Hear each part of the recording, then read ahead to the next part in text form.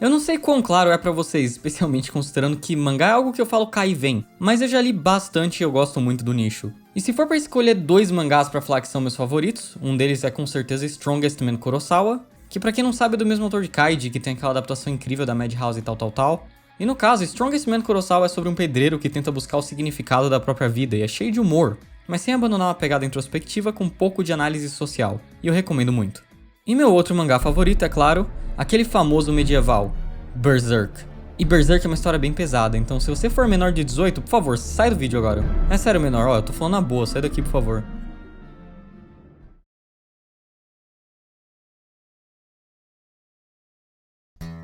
Um desabafo. A morte do Kentaro Miura foi meio que um choque pra mim na época, porque apesar de Berserk ser bem popular agora, eu já sou fã há anos da franquia. Ao ponto que eu já quis tatuar a marca do sacrifício do protagonista. Isso mesmo eu errando o nome do compositor do anime clássico, que aliás é um dos maiores compositores de anime de todos os tempos. Naquele vídeo antigo meu sobre o Berserk dos anos 90. Composta por Susamu Hirasawa. Essa série de mangás não apenas inspirou grande parte das coisas que eu gosto e falo nesse canal, como Dragon's Dogma, a franquia Souls, Kichiko Orense, Nier e Drakengard, mas por si só, é uma história que mudou muito a minha perspectiva das coisas e eu sinto que resumir em haha, homem forte mata criaturas é diminuir e negar o legado de uma história que retrata a fachada moral da política dentro de um mundo corrupto. Que retrata as atrocidades que o humano pode cometer por seus desejos, a ambição casada à autodestruição e, claro, o tema central da obra, o conflito do homem contra suas próprias vontades. Berserk constrói um mundo cruel, maligno, um inferno, que curiosamente se espelha demais no nosso mundo. Nesse contexto medieval, horror e fantasia se entrelaçam, criando essa mistura que está cada vez mais popular na ficção, o Dark Fantasy. O mundo mágico de heróis e vilões em Senhor dos Anéis é distorcido e é espelhado na nossa realidade. Traços humanos dos mais perversos são colocados nesse contexto, transformando essa experiência mágica em uma invocação de horror. E acima de ser um horror estético, é uma exploração da feiura da realidade. Esses monstros que o protagonista Guts, o caçador de demônios, enfrenta em grande parte da história não são simplesmente maus. São pessoas horríveis, mas que foram moldadas a partir de traumas, preconceitos e estruturas sociais. O poder mágico deles, que causa submissão por parte da população geral, não é tão diferente do poder político. Por quê? Porque os dois são agentes de força, os dois impõem, os dois dão liberdade para alguém cometer a atrocidade que julgar necessária a partir do que sente e pensa. E Berserk vai lembrar isso pra você toda hora. E tal horror não vem simplesmente de encarar a absoluta maldade que uma pessoa inocente e boa pode cometer, mas também entender o lado delas e testemunhar o quanto o sofrimento pode mudar alguém. E Berserk, assim, é uma história que sempre confronta o leitor. Sempre joga dilemas pesados, temas sérios e muita coisa polêmica. Mas o que gosto aqui é que nada está meramente pelo choque. Sabe onde Goblin Slayer errou e Berserk acertou? É que Goblin Slayer decidiu colocar um monte de valor de choque barato sem nem construir um universo relativamente adequado ou interessante pra isso. Nunca justificou suas cenas pesadas com discussões relevantes. Berserk consegue ser 50 vezes mais chocante que Goblin Slayer e mesmo assim eu quase nunca tive uma sensação de desconexão com as cenas. É pesado? É, mas em grande parte tudo ali é coerente, pois Berserk é, acima de tudo, um horror humano. Um horror que quer explorar os limites da moralidade e da ética a partir de uma narrativa pesada, baseada na idade medieval de modo até que verossímil, mesmo que ainda seja um mundo fictício.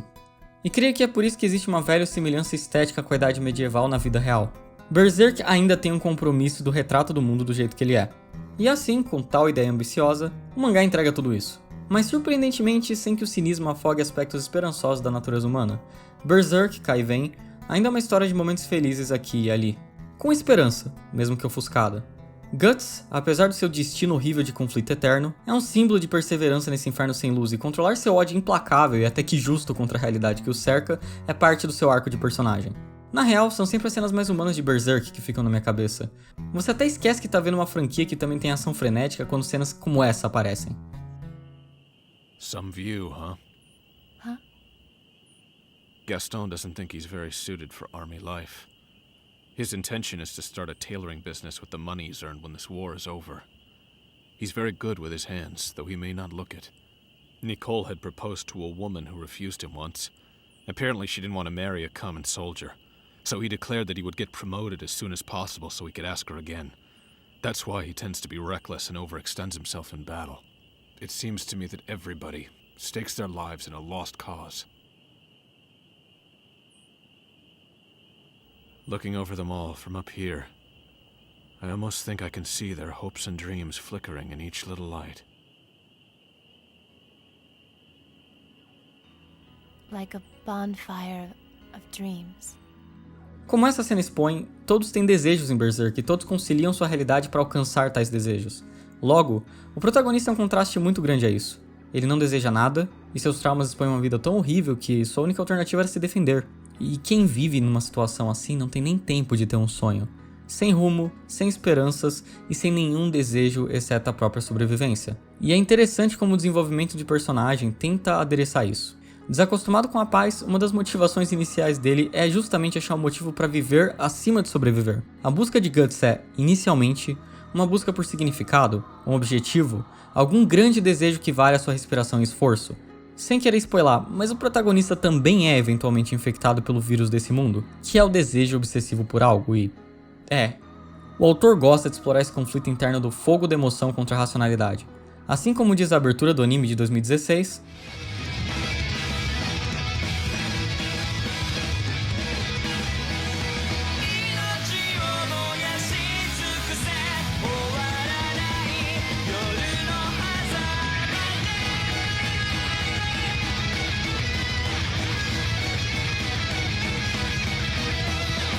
Quem me dera se esse anime fosse tão bom quanto a opening dele. É difícil de você não se identificar com essa história em algum nível, e eu sinto que a essência de Berserk está aí. Mesmo quando a magia aparece, existem metáforas e mensagens constantes. É uma HQ bem reflexiva, e eu não acho que é por acaso que os fãs desse mangá são fanáticos.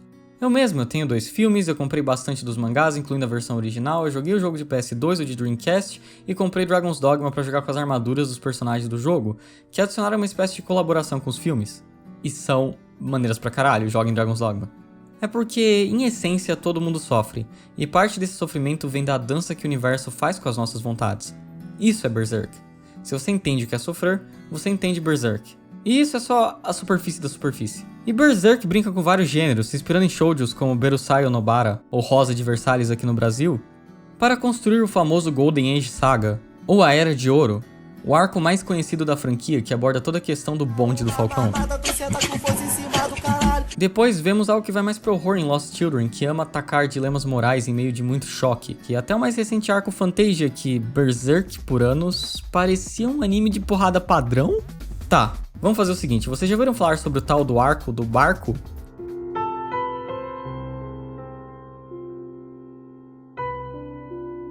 É o infame arco Fantasia. O arco que durou 8 anos para ser escrito está basicamente na reta de conclusão agora.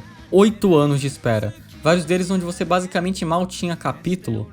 Depois teve a questão do Kentaro Miura, o autor, ter falecido, e agora a equipe que ajudava na arte está cuidando do mangá todo. Retomando os lançamentos com uma frequência mais rápida, mas também com uma narrativa mais apressada, Berserk está nesse estado, onde estão apenas lançando as cenas e ideias que já estavam planejados até o final, comunicando aos fãs os eventos de Berserk que o autor idealizou antes da morte, também entregando o final definitivo da obra.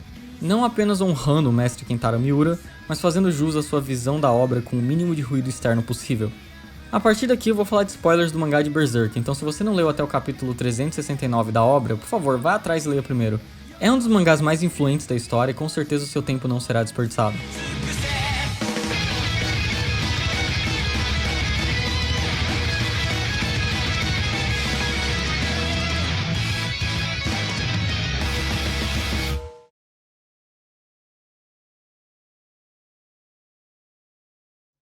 Esse arco de 8 anos sempre foi criticado porque foi quando Berserk virou High Fantasy, ou seja, muito mais próximo do que você veria em Senhor dos Anéis. Menos brutal, menos tópicos adultos, com uma visão muito mais idealizada da realidade.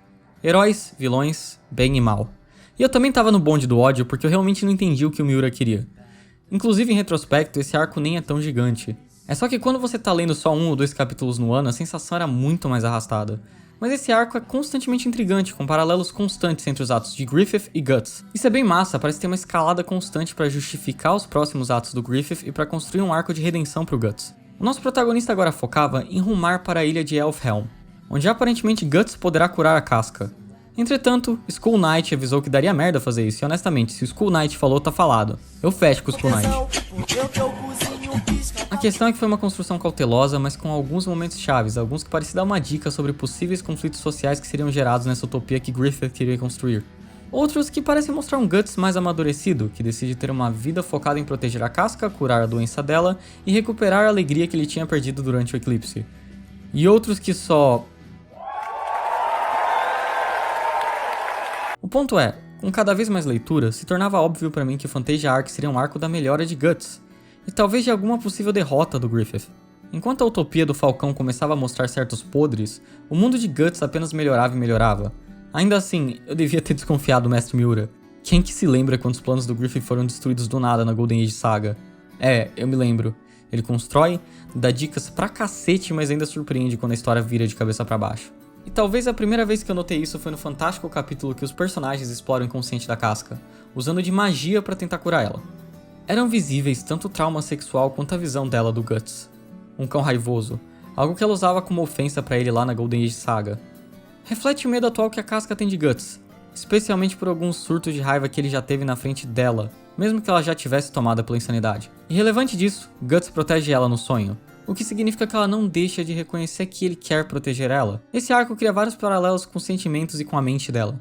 E isso é algo implícito, é literalmente dito. O Skull Knight provavelmente quis dizer que se a Casca enlouqueceu, é porque tudo o que aconteceu com ela foi insuportável. É uma dor que ela não quer sentir, e voltar a ficar sã pode não ser realmente o que a Casca quer, considerando as circunstâncias. Pouco tempo depois da cura da Casca, vemos ela, interagindo, tendo a habilidade de batalha de sempre e todas as qualidades que conhecemos durante a Golden Age Saga. É bem tocante, especialmente ver ela tentando se comunicar com Guts. O problema é, ela tem traumas pesados. Mesmo claramente valorizando Guts, quando ela se lembra do que aconteceu, ela surta. E o Guts parece ter certo medo dela, se escondendo atrás de uma árvore durante a conversa. Guts, na minha opinião, tem medo do apego e da felicidade. Ele sabe que aquilo tudo pode dar errado, então ele fica longe, mesmo que o tão sonhado objetivo dele esteja ali, na sua frente. Enfim, parece que as feridas podem se curar, mas os dois precisam de tempo. Tempo que o Miura não vai dar.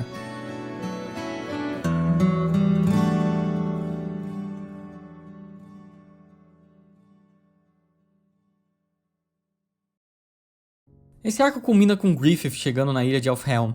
Raptando Casca, atrai a ira de Guts, que desfere um ataque e nada acontece. O cabelo do Griffith consegue parar o ataque de Guts. Mesmo depois de tudo que passou, Guts não consegue nem atingir o Falcão de Luz. A natureza real dessa ilha paradisíaca, onde a cura da Casca era possível, se revela. Escuridão. As pessoas da ilha desmaterializam. Provavelmente relacionado com o modo que o universo de Berserk funciona. Talvez com a questão do mundo astral que foi aberto pelo Skull Knight acidentalmente, mas sei lá, aí já é teoria.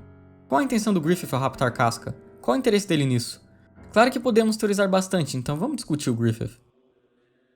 Griffith, qual o interesse que ele tem com a Casca no momento? Eu me lembro do sonho que ele teve com ela durante o eclipse, onde ele queria apenas ter ela como esposa, com uma vida tranquila, cuidando do Guts como uma espécie de pai. Ele realmente parece gostar tanto do Guts quanto da Casca, odiando a realidade que ele teve no lugar. Naquele sonho, ele abandonou suas ambições, mas abandonou justamente porque o sonho dele virou algo tão simples no contexto que ele estava. Ele perdeu toda a possibilidade de ser rei. Griffith, assim, é um escravo da sua própria vontade. Ele conseguiu tudo o que ele queria, o reino, a força. Pra que clamar pela Casca?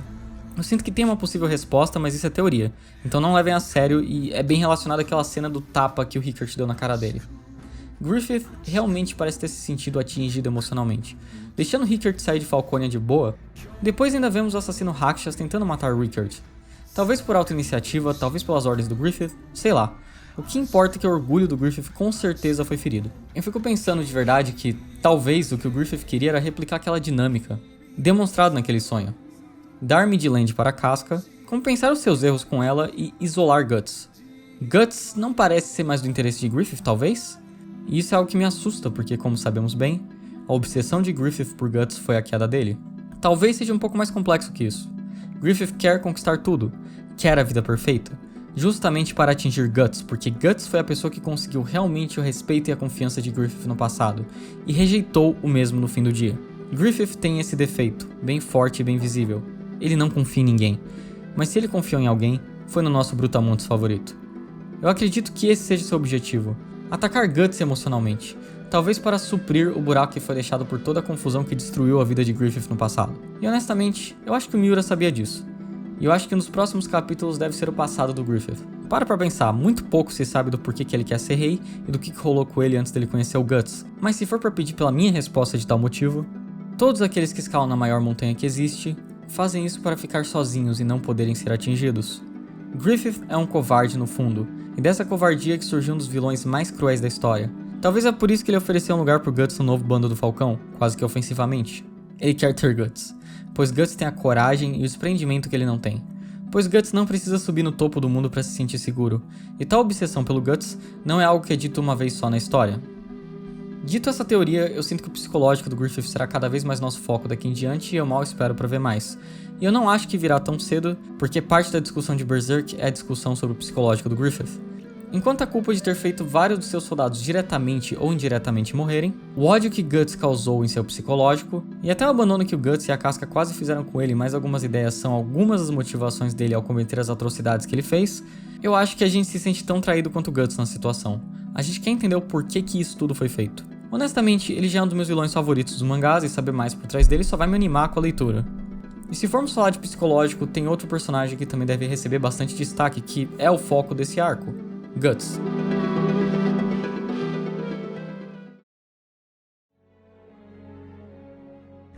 Guts realmente estava achando felicidade. As últimas aventuras tiveram bem menos perturbação que o resto do mangá. E agora, tudo isso foi roubado dele. De certo modo, é uma lembrança para nós, leitores, que Berserk é um mundo que tal paraíso não pode existir. É um mundo onde Guts não pode voltar ao passado e recuperar aquilo que foi perdido. É um mundo onde as cicatrizes deixadas pelo trauma não vão sumir. E assim como curar a loucura da Casca teve essa sensação de ser uma realidade muito boa para ser verdade, essa ilha toda evoca esses sentimentos. O Skull Knight avisou, mas acho que o que fica mais claro é a mensagem, acima de qualquer desenvolvimento de personagem ou construção de mundo. Guts não pode simplesmente escapar dos seus traumas. Apesar de admirável a evolução que ele teve, de ser um simples caçador de demônio raivoso e cruel, até se transformar em alguém que realmente quer construir uma vida feliz, ele nunca devia ignorar o passado. A Casca enlouqueceu, os amigos novos dele não são o bando do Falcão, irrelevante do quanto ele queria que eles fossem. E são pessoas novas, com interesses e motivações próprias. O mundo ainda está no comando do Griffith e o horror ainda permeia o planeta. Toda a felicidade que ele tem ainda pode ser roubada e não tem como ele simplesmente se isolar nessa Arcádia, nessa terra de elfos, magia e felicidade. Guts tem traumas. Tem problemas pra encarar e não é se isolando numa ilha no meio do nada, fugindo dos seus problemas em um paraíso que ele vai se salvar. Inclusive, é um ótimo nome pra esse arco. Fantasia, né?